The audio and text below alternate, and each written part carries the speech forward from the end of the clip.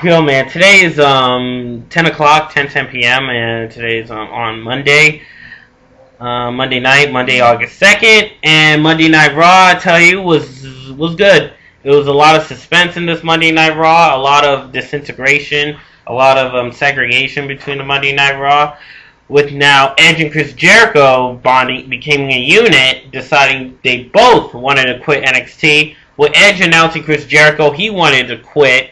And then Chris Jericho also announced that he wanted to quit too. And then now the Nexus is on the tracks of trying to play mind games with Great Khali. They're probably all going to attack Great Khali, and Great Khali is going to stand there helpless. He's going to somehow survive from that brutal attack. Especially, he probably not get up from that brutal Justin Gabriel's 450 or Wade Barrett slam. But Justin Gabriel nails a powerful 450. I mean, it's like with a lot of velocity in the air. With all the velocity he collects in the air, he just slams it out.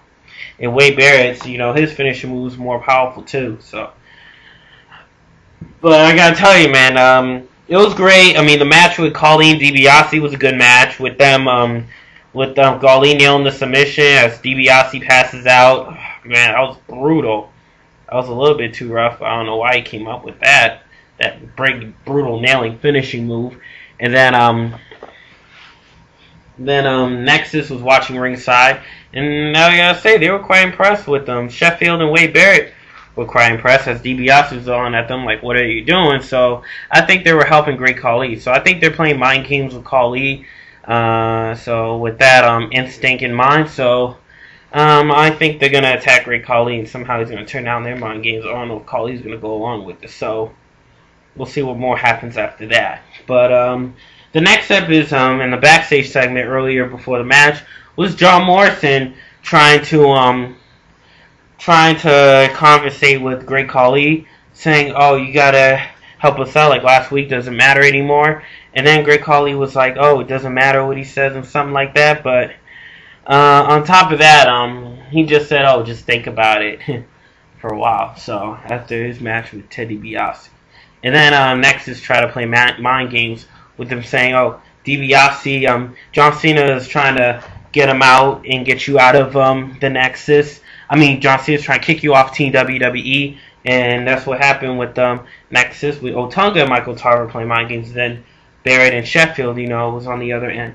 So also the match kicked off with Edge against Wade Barrett one-on-one.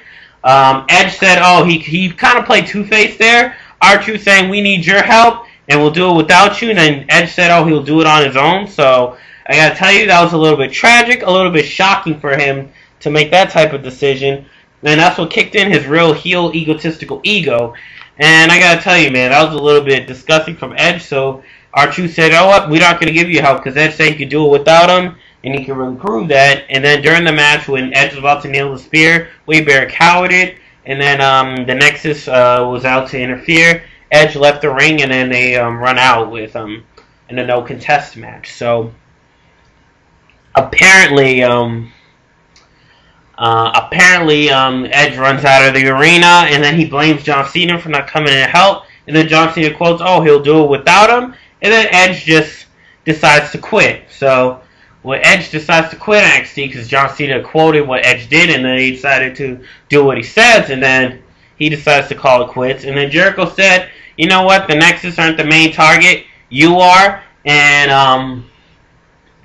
I think that's quite frankly what happened. So apparently Chris Jericho said, "Oh, I'll face John Cena in a match where if John Cena loses, he'll get out in the Team WWE. But if Jericho loses, he'll be out. So either one of them, the loser gets out." And quite frankly, during the match, John Cena gains the upper hand. And I'd say that was a heck of a back and forth match. Jericho working hard to stay part of the Nexus. On top of that, John Cena nailing a shoulder block, nobody held, Jericho ducked. And I gotta tell you, that was a great match. The match was very dope, and I really liked that match. But at the end, with John Cena trying to nail in the STFU, he didn't fully hook it in. Jericho just taps out and becomes a sissy like Funaki. But frankly, I gotta tell you, that was a little bit tragic, a little bit odd for that type of situation to happen. So apparently, Jericho decides to quit Nexus, and Edge agreed. They set a buddy up, but then the anonymous general manager announced that they're going to team up with John Cena and Bret the Hitman Hart. So that's what happened so far. John Cena against Bret the Hitman Hart. And we'll see. And then the next, this is the Lumberjacks. I'll talk about the predictions of what's going to go on for Monday Night Raw a little bit after. But apparently now with apparently, so far after that, Diva match happened. Alicia Fox, Tamia from the Usos, teaming with Jillian Hall, as Eve Torres teams with Gail Kim and Natalya of the Hart Dynasty. And the match went very good. It was a good back and forth match. Natalya, about to nail a sharpshooter, got distracted by Tamia from the Uso, who gained a little help. And Alicia Fox nails the finishing move to become Divas Championship. So, furtherly after that, with Alicia Fox becoming the champion, she comes, oh, I'm better than all the divas, I'm the best diva in the business. And then, surprisingly, Melina returns, and then she nails her 2 finishing moves, the double neck breaker, and then the leg thing she does that'll slam you down. And that's what happened. She came back, and then she brought a little light to the Diva division. Finally, no fans have to be so quiet, going to bathrooms, going to food stand, that whole nonsense. That's what I've been hearing. And it's usually quiet and stuff like that. So, I gotta tell you, that was a great heck of a match, and it went pretty well. So, furtherly after that, it was, there was another match that happened. It was, Sheamus against Goldust.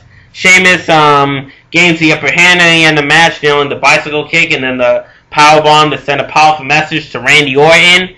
And Goldust nails his finishing move, in which Sheamus nails his finishing move with Goldust trying to nail the kick. Sheamus tries to do the lift over. Sheamus kicks, counters, and well, anyway, Sheamus nails the powerbomb. The kick, gets the win, and then Sheamus confirms that no matter what Randy Orton tries to do, he's going to send a message and Triple H's career, as Randy Orton never beat in the last 6 months.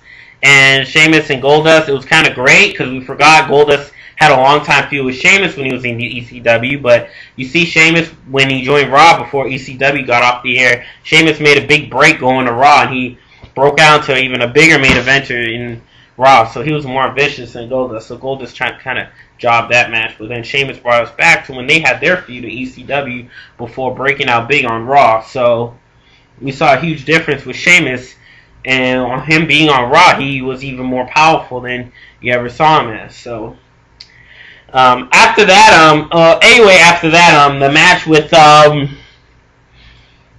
Randy Orton, The Miz was good. Randy Orton said, "Oh, I hear voices in your head. You prevented my attempt for cashing in the Money in the Bank."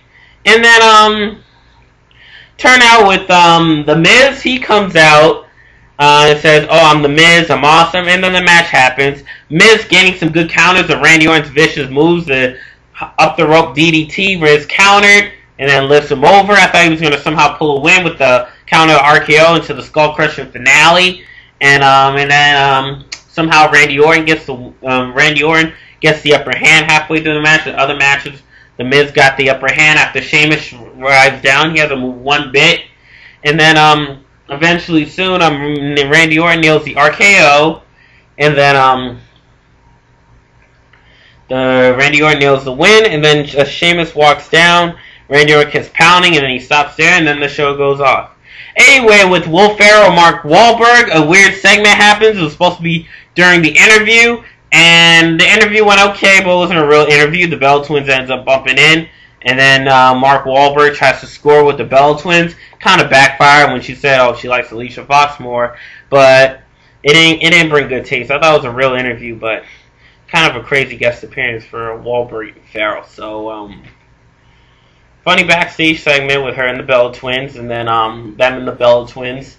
They could have scored a double date, so if I were them, I probably would have went up to one of the Bellas and tried to score a double date. Make it very romantic, though. And very dope. So, and the trailer of John Cena's movie, The Legend, I gotta go see that movie in theaters. I think it's gonna make a great movie of all time. So, I'm hoping to see that movie with John Cena and helping his brother who was just in prison. Great dramatic movie. Probably one of the few dramatic movies I like.